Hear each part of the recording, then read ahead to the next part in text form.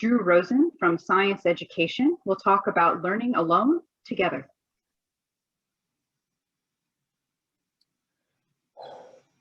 Over the last year, we have changed what it means to be human. People are naturally social. Working together is fundamentally part of who we are. Under normal circumstances, we would work, play, and learn in close proximity to one another.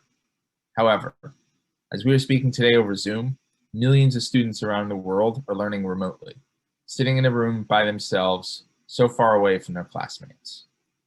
Like all of us, teachers have struggled to make the transition, not knowing how to best serve their students. Students have struggled too, feeling isolated, which is affecting their confidence, their motivation, and their grades. This is where I come in to help.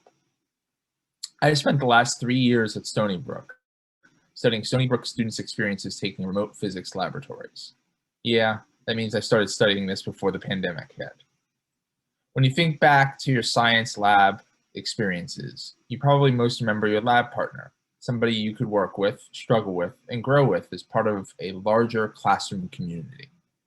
But not everybody has a chance to experience this. Many students choose to learn remotely because they can't come to class at a specific time because they're working, or caring for another person, or they're just too far away from campus. Others need a remote course because of a disability, inhibiting their ability to come to a lab classroom. And yes, remote learning is useful during a pandemic too.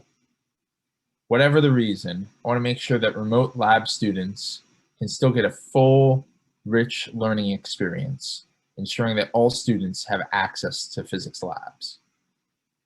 After surveying thousands of Stony Brook students and interviewing 80 students, I've found that remote students are still able to connect with one another, though they struggle to feel that sense of belonging, that feeling that you get when you know you're part of something greater than yourself.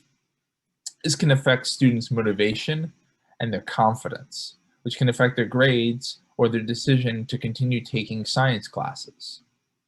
To help combat this, I've utilized the online communication platform Slack to help connect students with one another and build a community where students can work, struggle, and grow together.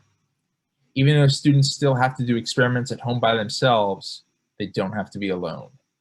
Students can get help when they ever encounter a problem with their lab, check to see if their data is good, or even just talk about what's happening in their lives, just like they would in an in-person class. While it is still unclear how well this works, it shows great promise to help give students a better remote experience. I hope that my work will continue to inform remote teaching as we move towards a post-COVID world.